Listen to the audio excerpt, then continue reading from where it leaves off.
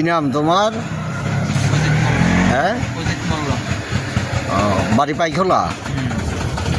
কি তো হয়েছে? এই ধরনের ঘটনা করছো, এটা কি? না না, এটা আমার অনার্থক আমার ফাঁসা দিতে আছে এটাতে। কোনো 2-3 বছর হইতে আছে রানিং, কোনো যোগাযোগ নাই, কোনো কিছু নাই। আজকে কালকে আমার ফোন করে আমারে ধমকি দিতে আছে রাত্রেবেলা।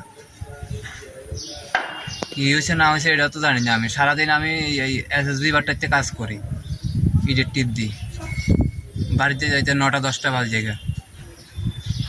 না, তুমি তো ওই যে একটা নাবালিকার উপর, আমি ও তো হ্যার প্রেগনেন্ট। ধরছিও না, হ্যার পারেতেও গেছি না কোনোদিন।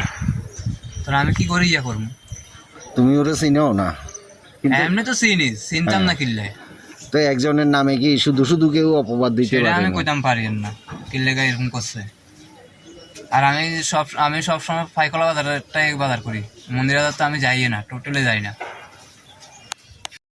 আমরা গতকাল রাত্র 1টার সময় একটা কমপ্লেন রিসিভ করি, এবং কমপ্লেনটা ছিল একটা রেপ কেসে, এবং মেয়েটা বর্তমানে হাসপাতালে চিকিৎসাধীন চলছে, এবং এটাতে পক্সো অ্যাক্ট লাগানো হয়েছে 376 আইপিসি এবং 6 অফ পক্সো অ্যাক্টে আমরা একটা কেস দিয়েছি, এবং সেই মূলে আমরা আসামিকে অ্যারেস্ট করেছি। আসামির নাম অজিত মল্ল, বাবার নাম শঙ্কর মল্ল, এবং তার বাড়ি থেকেই আমরা তাকে অ্যারেস্ট করে এনেছি। এখন আমরা তাকে কোর্টে ফরওয়ার্ড করব। বাড়ি কোন জায়গায় শঙ্কর মল্লের? শঙ্কর মল্লের বাড়ি পাইখোলা। কালকে রাত্রেই অ্যারেস্ট করছে। কালকে রাত্রে অ্যারেস্ট করেছি।